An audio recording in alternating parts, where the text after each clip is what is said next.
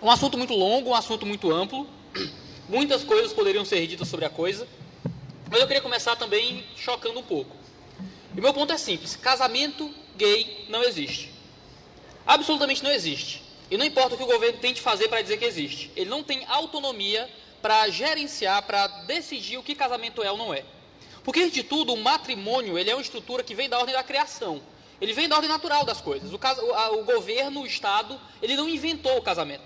Ele não definiu o casamento. Ele só reconheceu o casamento. Porque a família ela é anterior ao Estado, ela é anterior ao governo. Antes de existir governo, existia família. O que acontece é que há uma tentativa de dar um passo para trás, de agigantar o Estado e de fazer o Estado poder definir aquilo que, na verdade, é anterior a ele. O Estado existe porque existe família, e não existe família porque existe Estado. O casamento gay, ele não existe. Matrimônio vem de mater, vem da ideia de ser mãe. Casamento vem de acasalamento. Traz a ideia de união reprodutiva, esse aspecto conjugal do casamento. O casamento, ele é significante, ele tem como significado a ideia de reprodução. Então, o centro do casamento é a potencialidade reprodutiva. Você pode contra-argumentar, como os homossexuais muitas vezes tentam, dizer que, mas e as mulheres estéreis e tudo mais, casais que não querem ter filhos? Ainda que alguns casais optem por não terem filhos, ou por algum defeito da natureza não consigam ter filhos, a estrutura do casamento ainda, via de regra, é a potencialidade reprodutiva. Quando você olha para uma cadeira que está quebrada, você ainda percebe quais são as funções daquela cadeira, ainda que ela não esteja cumprindo aquelas funções naquele momento. Ainda que um casal não queira ter filhos ou não tenha filhos, a potencialidade reprodutora ainda é o que é central ali. Então, isso se mantém em vários casos. Sodomia, o relacionamento homossexual, ele é algo do interesse privado do indivíduo. Um indivíduo, ele quer ter um relacionamento homossexual, ele tem. O casamento, por outro lado, ele é uma instituição que ele tem um interesse público.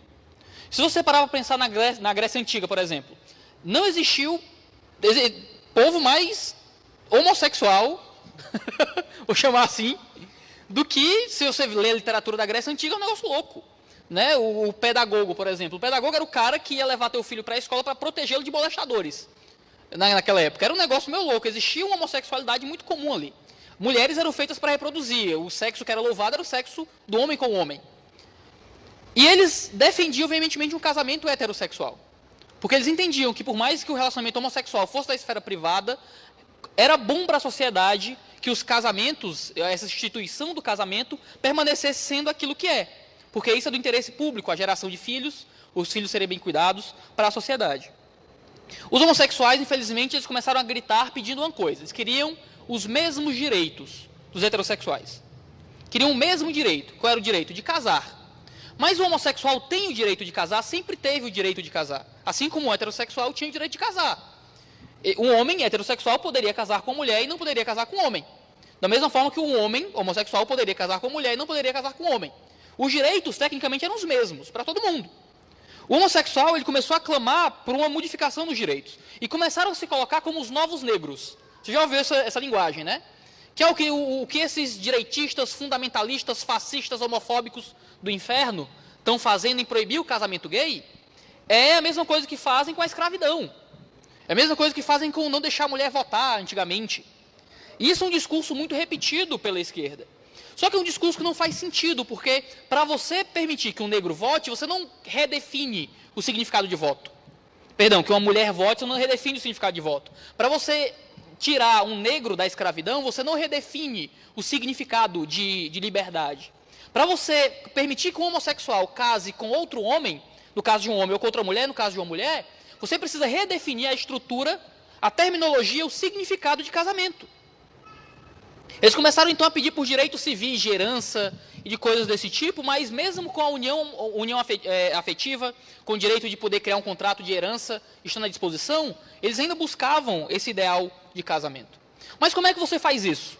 Porque antes eles diziam que o casamento gay era proibido. Mas se você parar para prestar atenção, o casamento gay nunca foi proibido.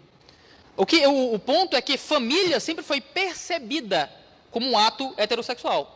Ele não foi definido pelo Estado, não foi construído pelo Estado. Ele foi percebido, porque o governo ele é posterior a família. A família é a instituição central e anterior de tudo. Tanto percebendo isso pela ordem da criação, por uma percepção natural das coisas, quanto pela revelação da palavra de Deus. A família foi criada por Deus já do processo criacional de tudo. A família não foi inventada posteriormente. Havia família quando não havia Estado. Então o Estado ele não tem como redefinir aquilo que é anterior a ele. Por que é que o Estado não pode definir o que é um indivíduo? Por que é que o Estado não pode definir o que é uma pessoa? Se o Estado quiser dizer que negro não é mais pessoa, ele pode? Claro que não. Porque a pessoa, o indivíduo, é anterior ao Estado. Por que que o Estado, então, pode hoje definir família? Se a família é anterior ao Estado. E o Estado tenta agigantar para si coisas que não lhe pertencem. E o Estado, então, ele redefine o significado de família. Família antes tinha um significado, o Estado, na canetada, redefine família para agora abarcar algo que antes não abarcava, que são uniões homossexuais. No direito tem um adágio que se diz que quem pode o mais, pode o menos. Se o Estado, agora a gente entregou na mão dele o direito de redefinir o significado de uma união familiar, o que é que o Estado não pode fazer com a família agora? O que é que o Estado não pode mais proibir? No Oriente, a gente tem casos que o Estado proíbe famílias de ter determinado número de filhos. Quem pode o mais, pode o menos. Quem pode redefinir o significado de família, por que é que ele não pode proibir você de punir seu filho com a palmada, com a famigerada lei da palmada? A famigerada lei Menino Bernardo, que proíbe pais de dar palmadinhas nos filhos quando eles cometem infrações familiares ali. 2 minutos, já. A gente reclama que o Estado se mete na família, mas a gente dá para o Estado o direito de redefinir todo o significado de família. E acaba que a gente tem uma série de problemas. Por exemplo, o pátrio poder, que agora se chama de poder familiar, é a ideia que antes era percebido da própria natureza de família, de que um pai ele tinha direitos sobre o filho responsabilidades com o pai e tudo mais, e isso era um direito que era percebido a partir da estrutura familiar. Agora, no entanto, uma vez que o casamento não é mais definido como uma unidade potencialmente reprodutora, para passar a ser nada mais que uma unidade consensual afetiva, o pátrio poder, o poder familiar, ele não é mais algo que provém da própria estrutura do casamento, mas ele é uma concessão estatal. Agora, a responsabilidade de pai para filho e os direitos de pai para filho e vice-versa não são mais algo que fazem parte da estrutura da família. Agora, é algo que o Estado lhe dá. E se ele dá, ele tira. Quem paga o flautista escolhe a música, não é? Então, acaba que a gente está agigantando o Estado. O casamento gay é um processo de agigantamento do poder civil. E acaba que isso gera uma diluição do casamento. O casamento, ele é heterossexual por causa de 3 pilares que o compõem. O casamento ele é baseado em espécie humana, aqui no caso, porque dentro da espécie humana tem 2 gêneros, homem e mulher, então a gente tem número, então espécie, gênero e número. O casamento é heterossexual por isso, e é monogâmico por isso também, é um homem com uma mulher. Se você quebra a barreira do gênero, e o casamento, que antes era heterossexual, passa a poder ser homossexual, o que é que mantém a barreira do número? Nada. Mera imposição estatal também. E agora, como o nosso querido... essa é a pergunta que tem que ser feita também. Se a barreira do número cai, que ele é completamente dependente da barreira do gênero, poliamor, como é dito, é algo que as pessoas já estão pedindo. Nos Estados Unidos, bastou aprovarem um casamento homossexual, que já começaram passeatas, já começou notícia, já começou gente batalhando pelo casamento de 3, 4, 5 pessoas. E se cai a barreira do gênero e cai a barreira do número, que são consequências lógicas da barreira da espécie, por que a barreira da espécie continua? Então a gente tem na Alemanha, por exemplo, marchas pró-zoofilia. Na Alemanha a gente tem o Zeta. Eu não trouxe o nome alemão, porque o bom de alemão é o Felipe, não sou eu. É os zoófilos engajados por tolerância e esclarecimento. É um grupo na Alemanha pedindo casamento zoófilo, com os mesmos argumentos que eram usados pelo pessoal que pedia casamento igualitário. Se a gente aceita casamento zoófilo, que é um ser que não tem direito civil, que é um animal, o que é que impede o casamento pedófilo ser o próximo passo? Para encerrar, eu quero concluir. Se cabe tudo no casamento, o casamento não significa mais nada. Se cabe tudo dentro dessa instituição e ela é esticada ao ponto de enquadrar qualquer relacionamento humano, então o que é que o casamento ainda significa? Chesterton dizia que quando a gente está na beira do abismo, o único jeito de avançar é retroceder. Então espero que a gente possa repensar essas decisões aí. Eu confesso que tem dias que, olhando como o Brasil está, eu vou dormir de um modo bem kafkiano, sabe?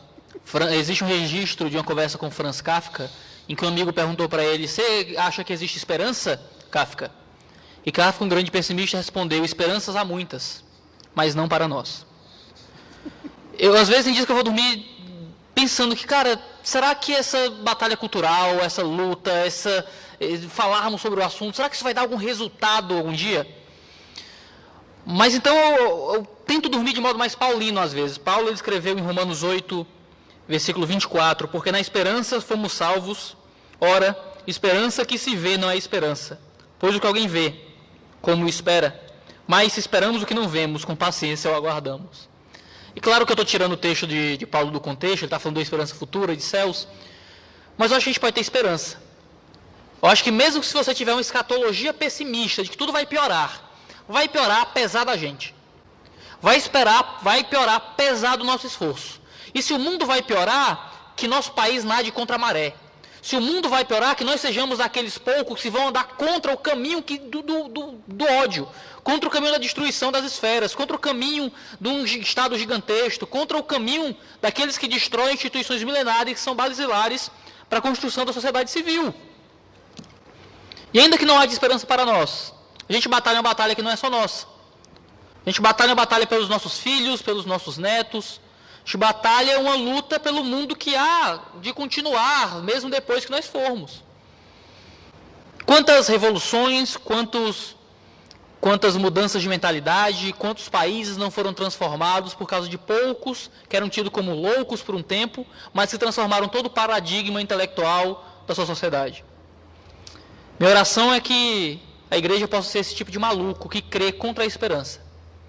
Que às vezes dorme triste, achando que não vai dar em nada, tudo só vai piorar e a gente só vai ser preso. A gente falou coisas aqui que eu olhei pro Felipe, cutuquei, cara, eu tenho certeza que a gente vai ser preso em sair daqui. Mas que a gente possa crer contra a esperança. Eu não sei para onde o Brasil vai, eu não sou vidente, minha pedra não é ametista, minha cor não é amarelo, eu não sou bom de prever o futuro. A gente pode ter algumas impressões, a gente pode ter alguns chutes, mas o que eu posso prever, o que eu posso controlar, digamos assim, é o modo como eu vou reagir. E o que você pode controlar é o modo como você vai reagir, por mais que a esquerda tente convencê-lo de que nem isso você tem controle, de que na verdade todas as circunstâncias moldam seus atos. Mas a gente pode controlar como a gente vai agir. Eu espero que a gente haja com fé. Podem levar a nossa liberdade, podem destruir as nossas instituições, mas nunca vão calar a nossa voz. Que a gente continue tocando a trombeta em Sião.